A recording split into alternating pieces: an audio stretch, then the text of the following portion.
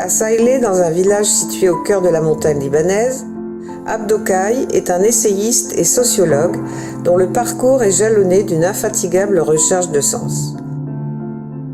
À son registre, une dizaine de livres qui résument les différentes épreuves qu'il a traversées, liées aux perturbations des liens socioculturels.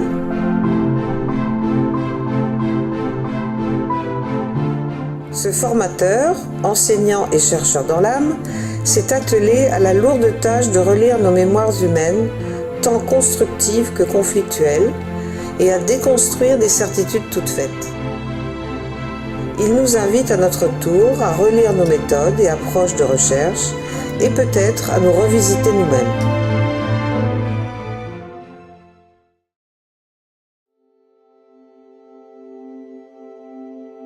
Éprouvé par le rejet systématique de toute tentative pour redresser la société civile, et ayant atteint un certain âge, Abdokai est amené à faire une halte dans sa vie active.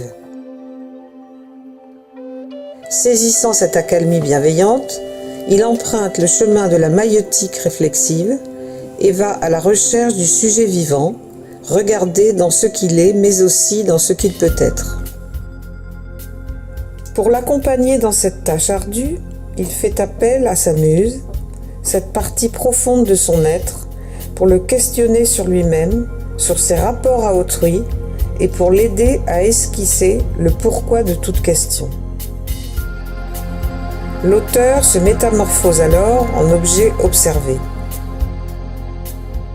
Gracieusement, il ouvre à sa muse les lieux interdits, les plus sombres et les plus labyrinthiques de son être profond pour lui permettre d'explorer un silence comme gestuel de la vie, d'interpeller une parole comme promesse de dire et enfin de scruter un regard comme espérance du lendemain.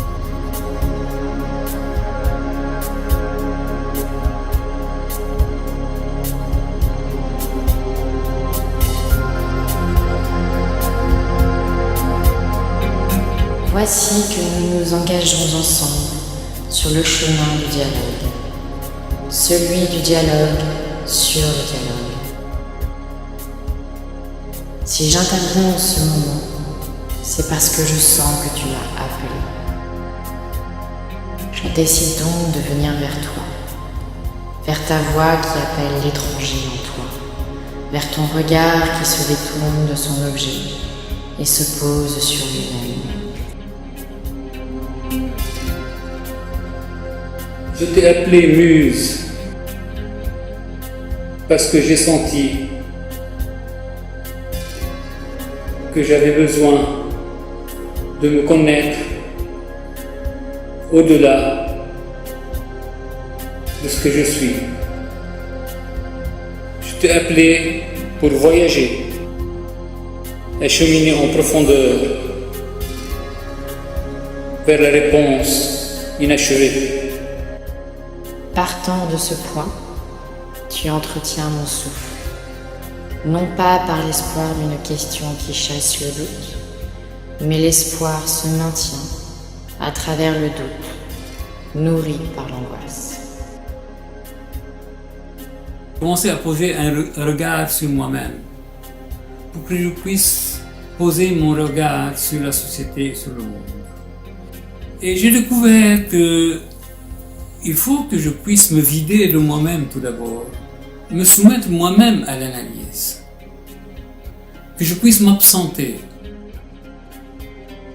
J'ai vu qu'il fallait ensuite annoncer un message, annoncer une promesse. Donc, si on n'a pas une promesse, on n'a rien à dire.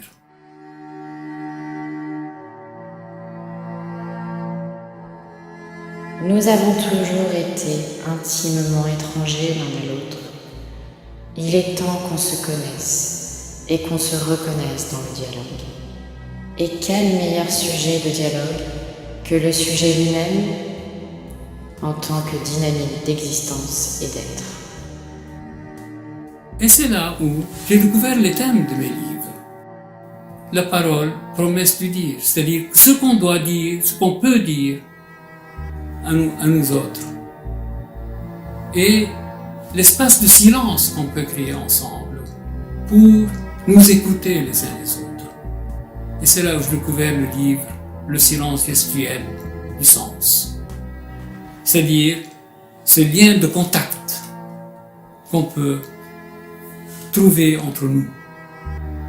Parce que on peut passer notre vie à vouloir écouter nos égoïsmes et non pas à nous écouter dans nos liens les uns aux autres.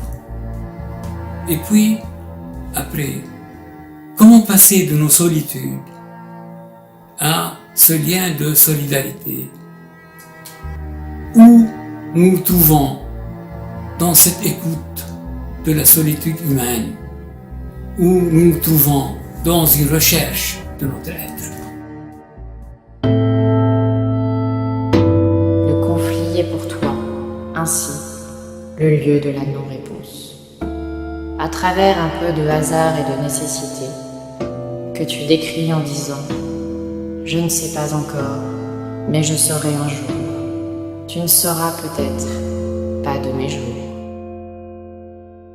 En écoutant le conflit et en donnant libre cours à notre regard, nous pouvons changer la perspective de ce que nous considérons être l'ennemi ou le mal absolu.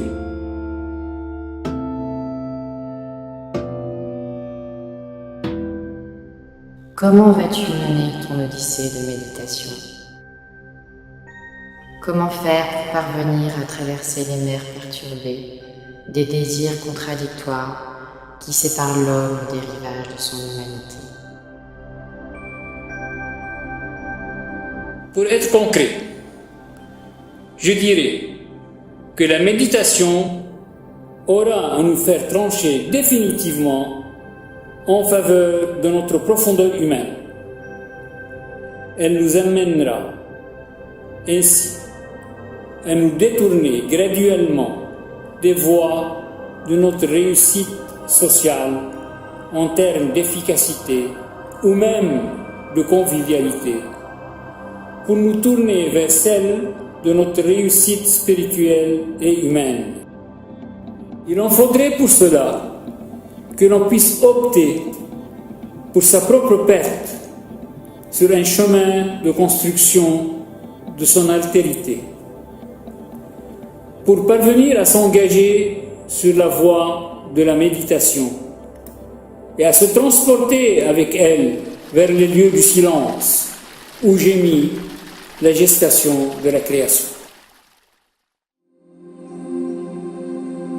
En voulant approcher ainsi le silence, ne serais-tu pas à la quête du contact que tu as toujours rêvé d'établir avec l'esprit? Le silence serait alors pour toi ce lieu de la mémoire du temps, où seule l'action de l'esprit qui anime cette mémoire empêcherait l'histoire de s'arrêter ou de tendre vers un équilibre fatal. Le silence que je cherche muse, et ce moment éclair du gémissement de la création. C'est l'instant d'annonce de l'esprit. C'est de ce temps-là que jaillit l'art de l'artiste, le génie de l'inventeur et la force de transcendance et d'amour de l'homme de foi. Le silence, c'est pour moi le lieu où se produit la trahison. Pour pouvoir écouter l'écho du bruit qui précède le bruit de l'existence.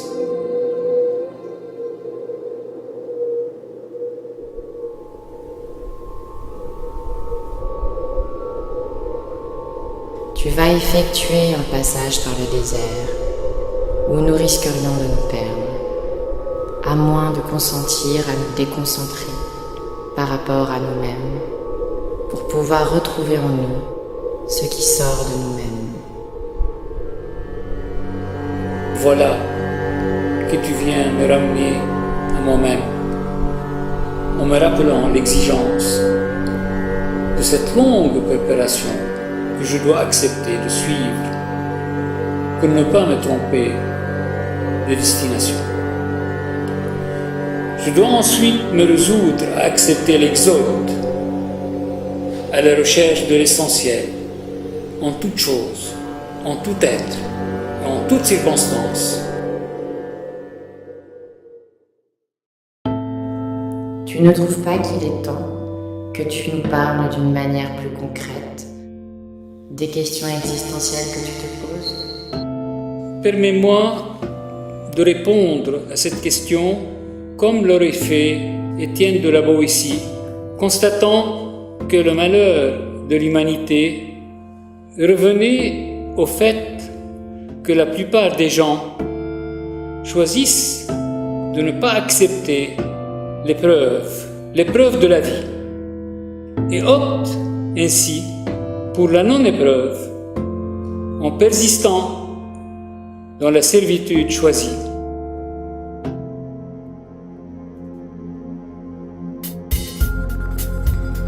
Je t'ai suivi avec beaucoup d'intérêt.